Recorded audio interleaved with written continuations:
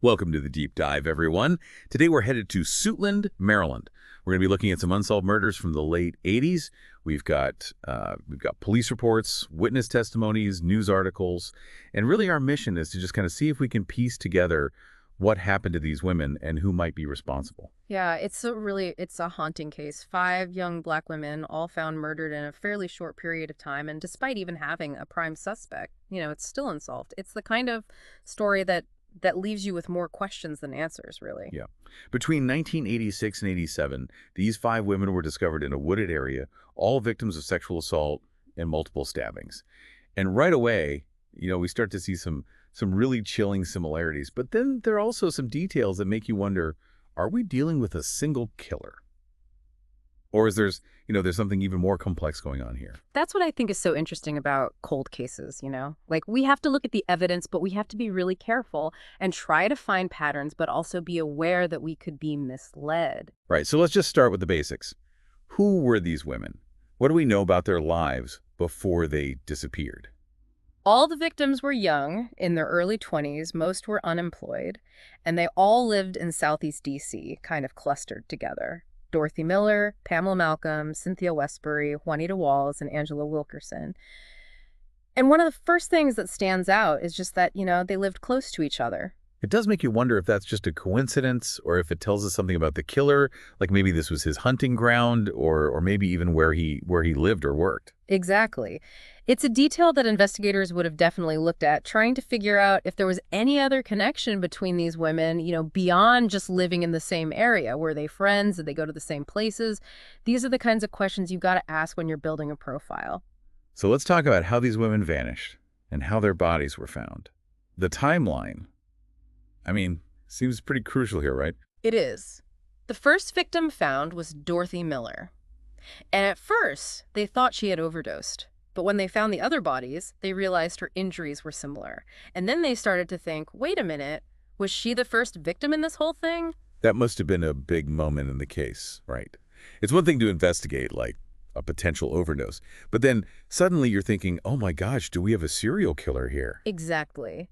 And there's this other detail about Dorothy Miller that's really interesting. Her body wasn't as decomposed as the others. Okay, so what does that tell us? That seems like it could be important. Well, it suggests that she was killed earlier, maybe even months before they found the other bodies. So now you're wondering, did the killer change how he did things? Was Dorothy like a test run for these more brutal murders later on? It's a lot to think about. It is. Like, was he practicing? Mm. Getting more confident with each victim. So let's talk about the other bodies. How were those discovered? The discovery of Pamela Malcolm's body was kind of the wake-up call.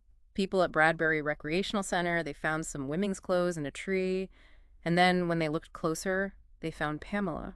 It was really sad. She'd been missing since the previous October. So she disappeared months before the others. That's a long time. Yeah, it is. And it makes you wonder, was she the very first victim? Did the killer stop for a while before he started killing again? Or are we talking about two different killers? There are a lot of possibilities. And what about the other victims? Were they found near Pamela's body? They were. They searched the area and found the bodies of Cynthia Westbury and Juanita Walls, both pretty close to where Pamela was. And then the next day, they found Angela Wilkerson. She had been reported missing earlier that month, and she was also nearby. Same brutal signs, unfortunately. So they find four bodies all in the same area. That must have been a huge shock for everyone. What do we know about their disappearances? Were there any witnesses? There are a few details, but not enough to really paint a clear picture, unfortunately. We know Pamela Malcolm was last seen leaving her apartment. She was just going out to buy cigarettes and, well, it ended tragically. And Cynthia Westbury, she disappeared on her way to meet a friend. And this is where things get kind of interesting. A witness said they saw Cynthia in a gold car driven by a guy wearing a hat. Wow, that's interesting. So could that be the killer? Or is it just a coincidence, a random sighting that just happened to line up with her disappearance? It's a big question that the investigators would have to deal with. Was this a clue, a real lead, or was it just a distraction? It's hard to say for sure. And what about Juanita Walls and Angela Wilkerson? Do we know anything about when they were last seen? Sadly, the details around their disappearances are even more unclear. But we do know that the three women found in January, their bodies were pretty decomposed. It seems like they were probably killed pretty soon after they went missing. And this makes Dorothy Miller's case even stranger, because her body wasn't as decomposed even though she was found earlier. So we have a possible timeline of the murders. We know the victims all lived near each other, and maybe the killer was changing how he did things. It's a puzzle, but there are a lot of missing pieces. And that's where Alton Alonzo Best comes in. He becomes a big part of this investigation. And his connection to the case is both interesting and, well, really frustrating because it's so unclear. Okay, so Alton Alonzo Best, why is he such a strong suspect in these murders? Well, Best was arrested in D.C. for killing another young woman named Janice Morton. And the details of that crime, well, they're very similar to what happened in Suitland. But here's the main thing. He was connected to at least 3 of the Suitland victims. He lived near the woods where they found the bodies. He and one of the victims had the same drug dealer, and another victim actually lived on the same street as Best's ex-wife and kids. Wow, those are some strong connections. You can't just ignore that. It's not just coincidence. Right. And there's more. Remember that gold car that the witness saw Cynthia Westbury get into? Well, Best had a black van. And that van had been used in a robbery and kidnapping before, and when they investigated, they found bloodstains in that van. Oh, that's not good. What did Best say about the blood? He said it was from a friend, but his nephew, a police officer named William Arma, he admitted that he helped Best clean the van. So not only do you have a possible murder weapon, but now you have a possible cover-up, and it involves a cop. That's crazy. A police officer involved in this. That adds a whole other level to the story. It does, and it makes you wonder how the investigation was handled, if there were any conflicts of interest. But here's the thing, even with all this pointing to Best, he never confessed to the Suitland murders. So what happened with the investigation? Did they ever connect him to the Suitland cases? No, they didn't. He took a plea deal in the Janice Morton case, admitted to second-degree murder and sodomy, and they sentenced him to over 18 years in prison. But here's what's really strange. The Suitland murders stopped after he was arrested. That's a pretty big coincidence, don't you think? Shouldn't that be enough to at least name him as the prime suspect? It would seem that way, right? But remember, all we have is circumstantial evidence. The timing of his arrest and the fact that the murder stopped could be just a coincidence, however unlikely it might seem. So are we saying Alton Alonzo Best might be innocent of the Suitland murders? Or is it more likely that he did it but never confessed? That's the big question in this case, and it's the question we'll keep exploring as we go deeper into the evidence, the timelines, and the possible motives. Okay, so we've laid out the basics. 5 victims, a possible timeline, and a prime suspect, with a really disturbing past and some clear connections to the case. But there's still a lot of unanswered questions. And that's what makes this deep dive so interesting, right? We're going to try to untangle all of this, look at different theories, and see if we can shed some light on this decades-old mystery. Stick with us. We'll be right back after a quick break. All right, we're back, and we're continuing our deep dive into the Suitland murders. We've got this possible timeline, you've met the victims, and we've talked about Alton Alonzo Best and how he's connected to the case. But before we jump to any conclusions, let's look closer at Best himself. What do we know about him, his past, and what might have led him down this, well, really dark path? Yeah, trying to understand the suspect is really important in any investigation. Looking at their background, their psychology, their possible motives, it can help you see the case in a new way. So where do we start with Alton Alonzo Best? Well, his criminal history goes back to at least 1981, when he was charged with armed robbery and kidnapping. He used that same black van that we talked about earlier, the one that was so important in the Suitland case. He forced 2 young women into the van at gunpoint, tied them up, and it seems like he was going to take them to Maryland.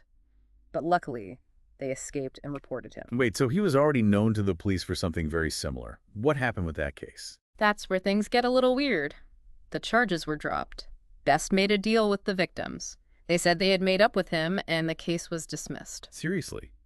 That's hard to believe. It makes you think about, were they pressured to drop the charges? Yeah. We may never know the full story there, but it definitely raises some questions about Best's past and whether, he was becoming more violent. It does. It shows how important it is to look at someone's entire history, not just focus on one crime. What they did before can tell you something about what they might do later. So what else do we know about Best's life, besides his crimes? What was he like? What could have driven him to do these horrible things?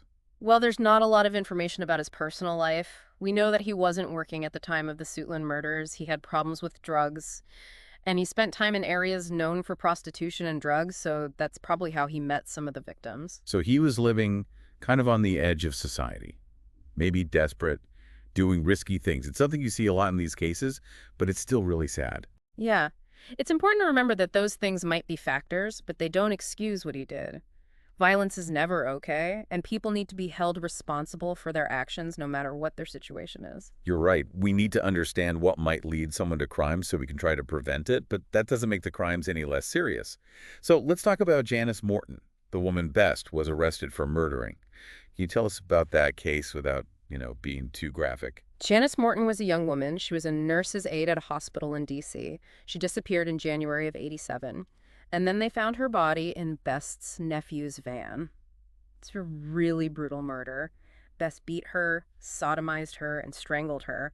It's hard to even imagine. That's awful. And Best's nephew, the police officer, his van was used. What happened to him? William Arma was his name, right? Was he ever charged with anything? No, he wasn't. He was put on leave while they investigated, but they didn't charge him. Arma said that Best asked him to help clean bloodstains from the van. Best said the blood was from a friend. Armour worked with the police and he didn't have a criminal record, so that probably helped him avoid charges. It's a messed up situation, that's for sure. So much betrayal and so many unanswered questions. When Best confessed to killing Janice Morton, did he say anything about why he did it? Did he seem sorry? His confession gives you a little look into his mind, but it's not clear at all. He said he would look for young women who were, vulnerable. He would offer them drugs, ask for sex. It seems like he was taking advantage of their desperation for his own, pleasure. That's so predatory, and unfortunately, it's a pattern you see in a lot of violence against women. Did Best ever say he was sorry for killing Janice Morton?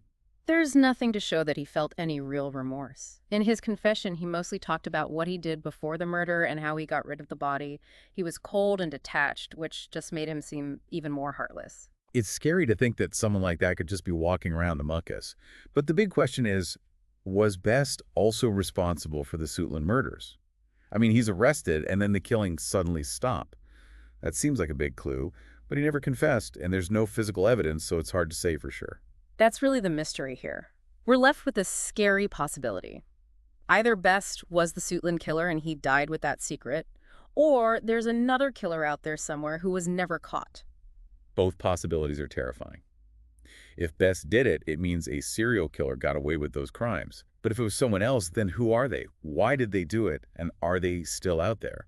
And then there's that witness who saw Cynthia Westbury in a gold car with a stranger. Could that be the answer?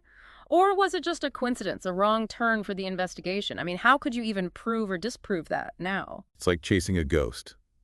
And then there was that attempted abduction that happened while Bess was already in jail. Maybe someone else was doing the same thing in the same area, targeting the same kinds of victims. Are we talking about multiple killers here? It's a disturbing thought, but we have to consider it. Serial killers often stick to one area and they pick victims who fit a certain profile. It's not impossible for there to be more than one killer in the same place, especially if it's a big city. So we might be dealing with not just one monster, but maybe two or even more. That's a lot to think about. We have Alton Alonzo Best, a suspect with a really bad past, who confessed to a similar murder, but not the Suitland killings. We see connections, but also things that don't add up. Yeah, those inconsistencies are what make this case so interesting. If it was easy to solve, it wouldn't still be a mystery after all these years. We've looked closely at Alton Alonzo Best, but we've also found hints that maybe there were other suspects, other reasons for these crimes, other clues that were missed or ignored.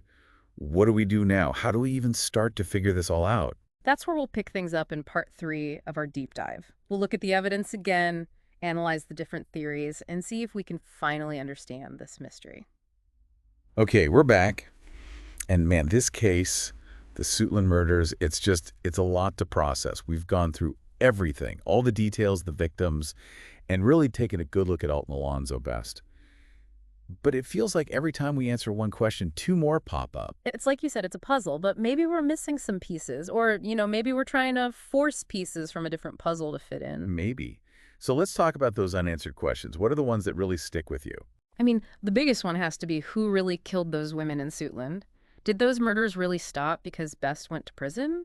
Or was that just, a horrible coincidence? What if someone else just got away with murder because of that?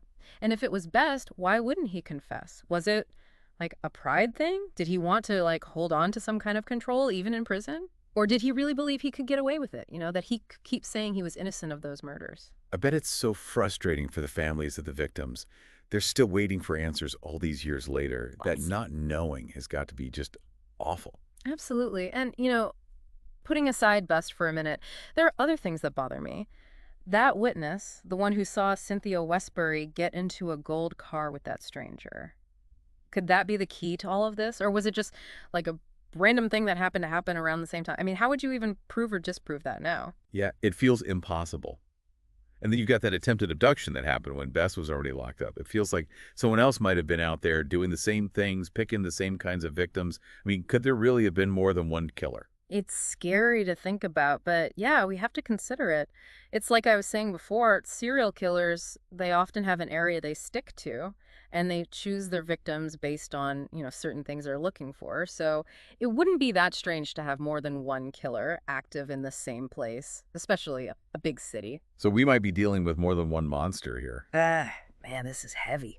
We've got Alton Alonso Best, a suspect with a horrible past, who admits to a similar murder, but not the Suitland ones. There are these connections, but also things that just don't add up. I think that's what makes this case so fascinating. It's not easy. It's not clear-cut. If it was, they would have solved it a long time ago. I guess so. So we've really dug into Best's story, but we've also found these hints that maybe there were other people involved, other reasons for these crimes, other clues that, maybe people missed or didn't think were important. Where do we go from here? How do we even start to make sense of all of this? Well, I think that's the big thing we learn from these Suitland murders. Finding justice, it's not always a straight line. There are twists and turns, and sometimes those answers, they just might be out of reach. That's kind of a sad thought, but I guess it's true. But even without solving the case, investigating it, it helps the victims and their families. It shows that people haven't given up, that maybe someday the truth will come out. Absolutely. And, if we take a step back and look at the bigger picture, these were young Black women, vulnerable and kind of forgotten by society. When they disappeared, it doesn't seem like people cared as much as they might have if they were from, a different background. Their stories show us the ugly truth about how race and social status affect the justice system. That's so true. These problems, these systems, they have a huge impact on how cases like this happen and how people see and treat the victims. Mm. The Suitland murders, they're not just a cold case. They show us these bigger problems in society that we need to talk about and do something about. Exactly. And to everyone listening, I want to leave you with this. What can we do as individuals and as a society to fix these problems? How do we create a world where these horrible things are less likely to happen, where everyone gets justice no matter who they are or where they come from? That's something I hope you'll all keep thinking about. Thanks for coming with us on this deep dive into the Suitland murders. The whole truth might still be out there somewhere, but these victims, their stories, and our search for justice, those will always be important. I hope this pushes us all to fight for a better world, to stand up against inequality, and to never forget that when questions go unanswered, people suffer.